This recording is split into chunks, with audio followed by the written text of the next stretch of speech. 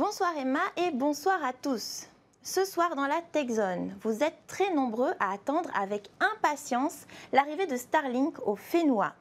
Une pétition circule même pour son implantation dans les îles. Mais Starlink, en fait, qu'est-ce que c'est? Eh bien, c'est un fournisseur d'accès Internet par satellite fourni par SpaceX, la société d'Elon Musk. Il fonctionne grâce à des milliers de satellites qui sont proches de la Terre. Et chaque utilisateur reçoit directement un kit composé d'une antenne et d'un modem. Pourquoi Starlink est-il si attendu en Polynésie? Eh bien c'est simple, c'est parce qu'il permettrait de fournir un accès Internet aux habitants des zones isolées, des îles qui ne sont pas encore reliées aux câbles sous-marins. Un accès qui devrait être de bonne qualité puisque Starlink promet du haut débit.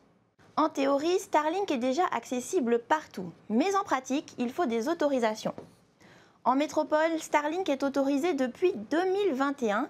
Il est également présent dans plusieurs pays du Pacifique, notamment en Australie, en Nouvelle-Zélande ou dans l'État américain de Hawaï. Et à Wallis et Futuna, territoire français, Starlink n'est pas encore autorisé, mais les habitants se sont procurés les équipements. La même chose est en train de se produire ici au Fénois. Le président du pays, Moetai Brotherson, n'est pas opposé à l'arrivée de Starlink, mais sous certaines conditions. Il faut être prudent, il faut bien sûr accueillir l'innovation, il ne faut pas l'empêcher d'arriver. De toute façon, elle arrivera qu'on le veuille ou non. En revanche, il faut encadrer cette arrivée de manière à ce que la concurrence puisse s'exercer, certes, mais dans, je dirais, des conditions qui soient viables pour tout le monde.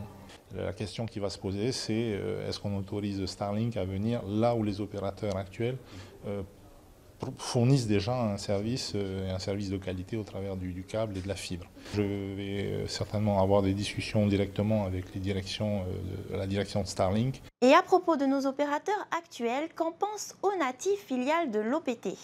Des accords commerciaux sont déjà en cours avec OneWeb, le concurrent européen de Starlink. Aujourd'hui, c'est simplement du transit, ce sont des accords qui portent sur le transit. Cependant, effectivement, nous sommes en discussion pour distribuer de l'Internet aussi au débit avec eux. Là où nous n'avons pas de raccordement direct avec le câble, direct ou indirect, là où nos îles, effectivement, ne sont, on va dire, accordées que par une transmission satellitaire, qui est d'ailleurs géostationnaire, qui est coûteuse, et qui est de bien moindre qualité, qui présente bien moindre de performance. Donc voilà, ces discussions ont été engagées avec OneWeb, mais nous engagerons aussi bien évidemment avec Starlink. Concurrent ou allié, à l'heure où l'OPT est en difficulté, si Starlink parvenait à s'installer officiellement au Fénois, resterait encore la question des prix des abonnements, très variables selon les zones. Retrouvez notre article complet sur ce sujet sur notre site internet d'actualité www.tntvnews.pf.